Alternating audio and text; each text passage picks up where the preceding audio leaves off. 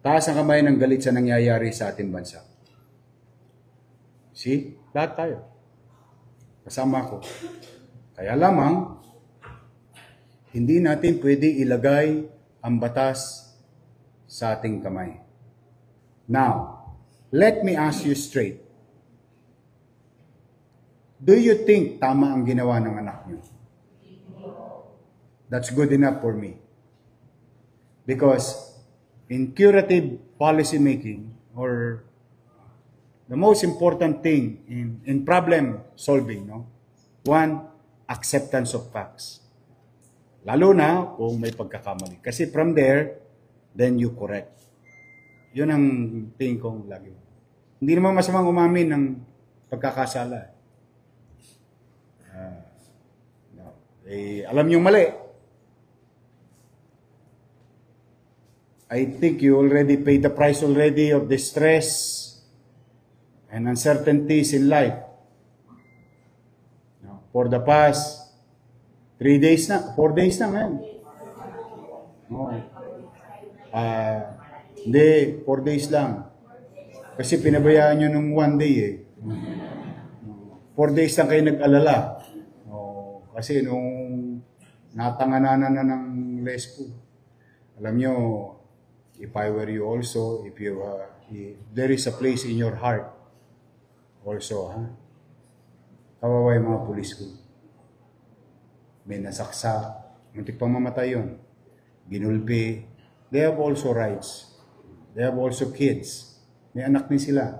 May asawa din sila. They're just doing their job.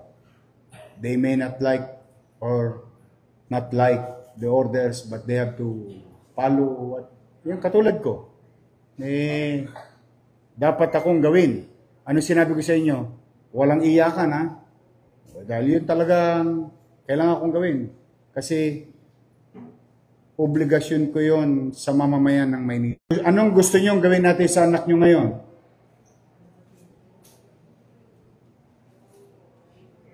Makasama nyo na? Gusto nyo na makasama? Itatali nyo sa pose ng bahay nyo. O ito'y pagpasalamat nyo sa Diyos. Babasahin ko lang, opisyal. Kasi katulad na nabanggit ko kanina, ayaw kong papanghimasukan ang magiging desisyon ng husgado o judicial process.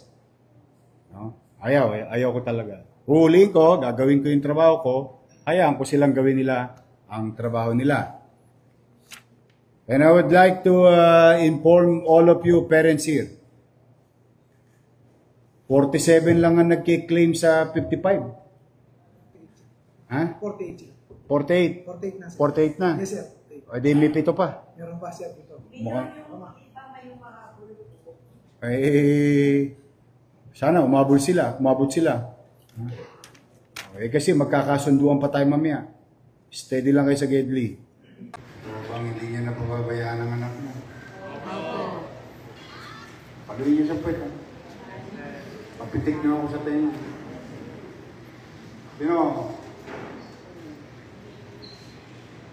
So mga nanay, tatay,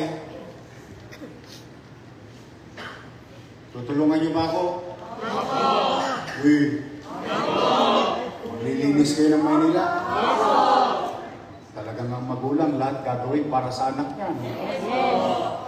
Ayan, mga bata.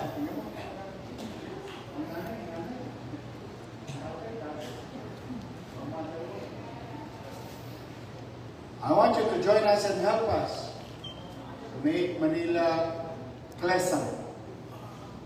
We are an old city, but we can make it pleasant and safe for Panatag. So, from now on, you will coordinate with the Manila Development Social Welfare. Paano pag hindi kayo taga-Manila? Babalik pa ba kayo dito? Yes po. Yes po. Kailangan nyo bumalik kasi kailangan pirmahan ni Jay. Yes po.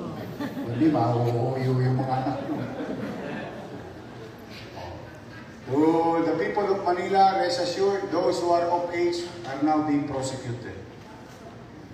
Para lang sa kapanatagan ng aking mga kababayan sa lungsod.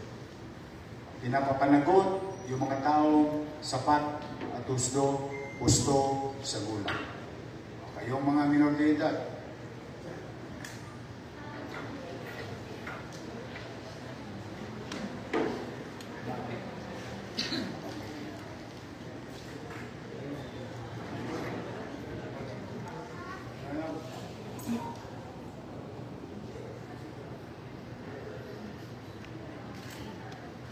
mababa presyo ng kikiam.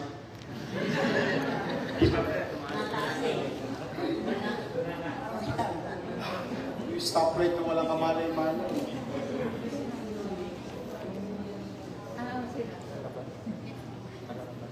Sigurado kayo, ha?